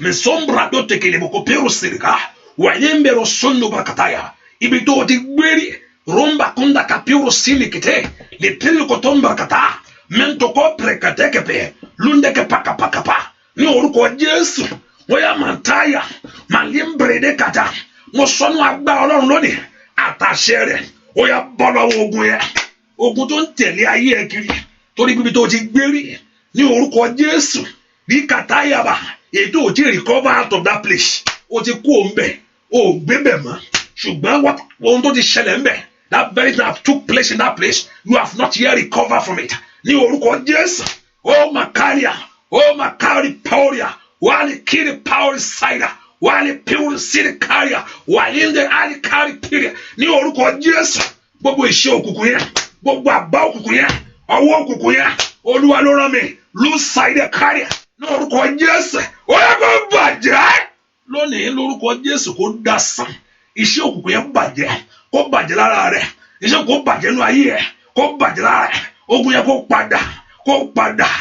padà lórí ọmọ kó padà lórí rẹ̀ kó padà ní orúkọ Jésù kó Olúwa kó dá ogun padà sórí ológun kó dá ìpè padà sórí elépè ní orúkọ Jésù ó yá kó Olúwa kó dá ogun padà sórí ológun kó dá ìpè padà sórí elépè ní orúkọ Jésù ìyanu rẹ̀ ṣẹlẹ̀ bẹ́ẹ̀ ni ó sì rí láì lórúkọ Jésù Kristi Olúwa wa láì lórúkọ Jésù Kristi Olúwa wa láì lórúkọ Jésù Kristi Olúwa wa láì lórúkọ Jésù Kristi Olúwa wa bàbá fúnre lé mi lọ́wọ́ má ṣorí ọ̀fẹ́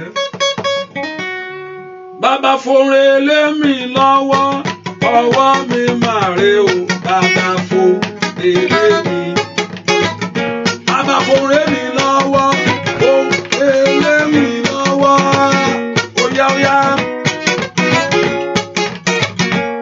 bàbá fúnre lé mi lọ́wọ́ bàbá fúnre lé mi lọ́wọ́ ọwọ́ mi máa rè o bàbá fúnre lé mi lọ́wọ́ ayé mi máa rè o bàbá fúnre lé mi lọ́wọ́ fúnre lé mi lọ́wọ́ bàbá fúnre lé mi lọ́wọ́ bí owó bí ọmọ óyá ìwé ìgbéni àṣeyọrí óyá ọwọ́ agbára bàbá fúnre lé mi lọ́wọ́ lé mi lọ́wọ́ óyá bàbá fúnre lé mi lọ́wọ́ bàbá lé mi lọ́wọ́ ọwọ́ mi máa rè o bàbá fúnre lé mi lọ́wọ́ ayé mi máa rè o bàbá fúnre lé mi lọ́wọ́ iṣẹ́ mi máa rè o fúnre lé mi lọ́wọ́ óyá fúnre lé mi lọ́wọ́ ayé mi máa rè sá bàbá fúnre lé mi lọ́wọ́ ẹ porúkọ Jésù Olúwa kó mú oríire fún yín ayé yín kó rí oríire gbà mo ní kí Olúwa kó mú oríire fún yín ayé yín kó rí oríire gbà lórúkọ Jésù kó Olúwa kó mú oríire fún yín ayé yín kó rí oríire gbà lórúkọ Jésù Kristi Násárẹ́tì mo ní kí Olúwa kó mú oríire fún yín ayé yín kó rí oríire gbà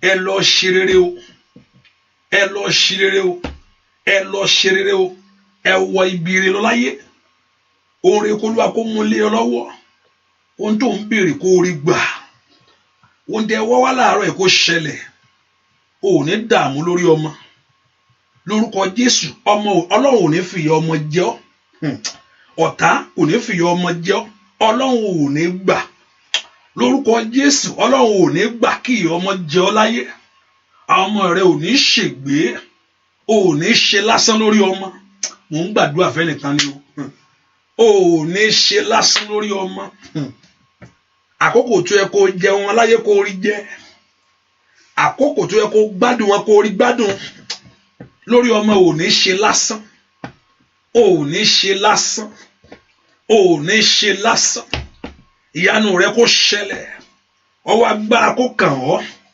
ọwọ́ àṣeyọrí kó wọnú ọ̀rọ̀ rẹ lọ ní orúkọ Jésù abániṣe kó bọ́ ṣe àṣeyọrí kó ṣe tẹ láṣeyọrí, ọba tí kì í ríre mú, ọba tó ń fìhàn níre kó fún ọ́n tiẹ̀ ní orúkọ Jésù. Kò ní bàjẹ́, kò ní sọnù, ọ̀nà àbáyọ rẹ kó là, ọ̀nà àṣeyọrí rẹ kó là, ilẹ̀kùn rẹ kó ṣí sílẹ̀, ọwọ́ ọ̀tún agbára Ọlọ́run kó kàn ọ́, ojú kó ti ọ̀tá rẹ, ọ̀tá ẹlẹ́gàn, ọ̀tá ṣe ẹ̀yẹ ẹni ní orúkọ, ojú kó tì wọ́n, ibi tán ló lè dé kó ló wá kó gbé ọ débẹ̀, kó ju bẹ̀ lọ láyé. Ohun tán ló lè ní mọ́ bẹ́ẹ̀ filẹ̀ kò lè ní mọ́, àwọn ti sọ àkókò rẹ̀ nù, wọ́n ti fi ṣòfò. Lórúkọ Jésù kó ló wá kó dá padà, ìgbà àtàkókò fún ọ kó ló wá kó dá padà.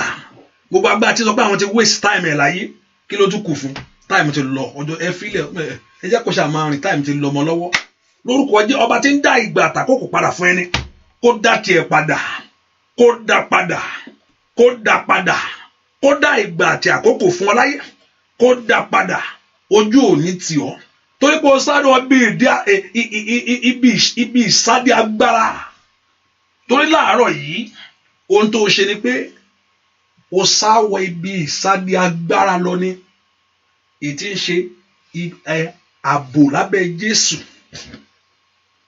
Lórúkọ Jésù, ibi ìsádi náà kó gbà ọ́, ibi ìsádi náà tí ń ṣe Jésù kó gbà ọ́, ibi ìsádi náà tọmọtọmọ kó gbà ọ́, ibi ìsádi tó sáwá láàárọ̀ yìí èyí tí ń ṣe Jésù, lórúkọ Jésù kó gbà ọ́, ibi ìsádi tó sáwọ́ lórúkọ Jésù láàárọ̀ yìí kó gbì ọ́, lórúkọ Jésù kó dáàbò bò ọ́, kó rí ọwọ́ Ọlọ́run, kó rí àánú Ọlọ́run, kó rí ògo Ọlọ́run, kó sì rí ẹwà rẹ̀.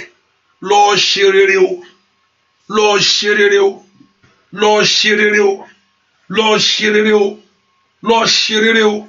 Láàárọ̀ mo pa ọ́ ní àṣẹ ni, ní orúkọ Jésù.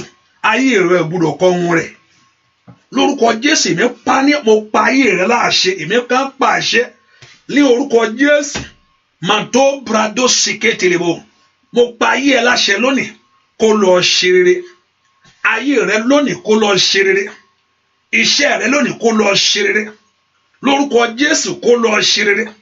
Kó rí àánú Ọlọ́run gbà, kó rí àánú Ọlọ́run gbà, kó rí ìrànlọ́wọ́ Ọlọ́run gbà, kó rí ògo Ọlọ́run gbà, kó rí ẹwọ Ọlọ́run gbà. Kọ́lọ́run kó dá aṣọ àṣírí bò ọ́, kọ́lọ́run kó dá aṣọ ògo bò ọ́, kọ́lọ́run kó dá aṣọ ẹwà bò ọ́. Ojú ò ní tì ọ́, ojú ò ní tì ọ́, ojú ò ní tì ọ́. Ẹkún rẹ kó dópin, ìyà rẹ kó tán, ẹkún rẹ kó dópin.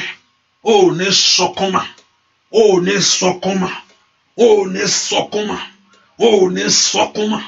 Lórí ọ̀rọ̀ yẹn ò ní sọkún mọ́, lórí ọ̀rọ̀ yẹn ò ní sọkún mọ́. O máa ṣáìdà wálé kiri pàóríà lórúkọ Jésù. Lórí ọ̀rọ̀ yẹn ò ní sọkún mọ́. Ọ̀rọ̀ ẹ kó ní ìyanjú, kó ló wá kó fi àyè gbọ́ ọ. Abániṣe kó ṣe fún ọ, àṣeyọrí kó ṣe tiẹ̀ láṣeyọrí ní orúkọ Jésù. Kó rí tiẹ̀ gbà, ire kó dé bọ̀, kó rí rẹ̀, ọwọ́ ọ̀tún rẹ̀ kó gbáre, ọwọ́ òsì rẹ̀ kó gbáre. Ibi tó bá fìsí láyé kó rí rẹ̀, ibi tó bá fẹsẹ̀ tẹ̀ lórúkọ Jésù kó rí rẹ̀. Ire ọ̀sán kó dé bọ̀, ire alẹ́ kó dé bọ̀, ire òwúrọ̀ kó dé bọ̀ lórúkọ Jésù. Kó rí rẹ̀, kó gbádùn ayé ẹ, kó gbé ayé ní ìrọ̀rùn ní orúkọ Jésù. O ò ní gbé ayé ní ìnira, kó gbé ayé ní ìrọ̀rùn ní orúkọ Jésù. O ò ní gbé ayé ní ìnira ní orúkọ Jésù, kó gbé ayé ní ìrọ̀rùn ní orúkọ Jésù. O ò ní gbé ayé ní ìnira. Ìyanu rẹ kó ṣẹlẹ̀, ojú kó ti ẹlẹ́gàn, kó Olúwa kó fún ọ sọ, kó Olúwa kó ṣe fún ọ. Ẹ lọ gbáre, bẹ́ẹ̀ ṣe ń jáde ẹ jáde sọ́wọ́ ire ni. Láàárọ̀ ẹ bẹ́ẹ̀ ṣe ń jáde ẹ jáde sọ́wọ́ ire. O ò ní jáde sọ́wọ́ ibi ní orúkọ Jésù. O ò ní jáde sọ́wọ́ ikú, o ò ní jáde sọ́wọ́ àrùn. Ààbò dájú ní orúkọ Jésù. Ààbò dájú, ààbò dájú, ààbò dájú, ààbò dájú. Agbẹ́ Ọlọ́run yí ọ ká, ààbò dájú, agbẹ́ Ọlọ́run yí ọ ká. Bẹ́ẹ̀ ni ó sì rí láì lórúkọ Jésù Kristi Olúwa wa. Àmín, àmín, àmín lórúkọ Jésù. Hallelujah, hallelujah, praise the Lord. Ẹ ká fi sọ́kàn pé àdúrà ìtẹ̀síwájú ní àárọ̀ ètí ń ṣe aago 6 ọ̀dọ̀ mi which is 6 o'clock, sometimes 11. And also I said, please, ẹ̀yin tẹ́ wà ní London, ní outside America, ẹ máa jí lágo márùn ní o. Hallelujah. Ẹ tètè lọ sùn, so ẹ jí lágo márùn. Hallelujah. So it will more let's just put it like that. I mean, instead 6 o'clock here, to set alarm padà ní o. When hallelujah, but I will let you know. Anytime coming 12, I will let you know. But that's where we are going. I mean, you wake up 12. But you know, I know many of you just coming in. But hallelujah. So learn to wake up by 5. The Lord you will go will help us in Jesus' name. Jẹ́ ká gbàdúrà sómi. Ọlọ́run mo gbàdúrà sómi. Àgbọ̀ Ọlọ́run kó wọnú omi lọ. Lórúkọ Jésù kẹrí ìyanu. Gbogbo ẹ̀yin tẹ́ fẹ́ lọ sùn. Ọlọ́run kó fún ọdún kojú yín. Kólúwa kó ṣí yín lójú. Gbogbo ẹ̀yin tẹ́ ti jí tẹ́ lọ bẹnu iṣẹ́. Kólúwa kó tẹ̀lé yín jáde. Ẹ rí ìyanu kẹsì rí ògo Ọlọ́run. Ohun tẹ́ ẹ ń ṣe lórúkọ Jésù kó ní ẹ̀rí ohun rere fún yín. Bẹ́ẹ̀ ni ó sì rí o. Jésù Kristi Olúwa wa. Àmín. Àmín. Àmín lórúkọ Jésù. Hallelujah. Orí ọ̀fẹ́ Jésù lọ́wọ́ ìfẹ́ ọmọ tí Ọlọ́run. Àdúrà rẹ ti gbà. Ajínigbé ò ní jí gbé. Ohun tọ́lọ́run parí kò ní mímọ̀ fún ọ. Ohun tọ́lọ́run múlẹ̀ ọ lọ́wọ́ kò ní mímọ̀ fún ọ. Bẹ́ẹ̀ ni ó sì rí láì lórúkọ Jésù Kristi Olúwa wa. Àmín. Àmín. Àmín. Àmín lórúkọ Jésù. God bless you. See you in the morning by 6 a.m. God bless you. Bye-bye.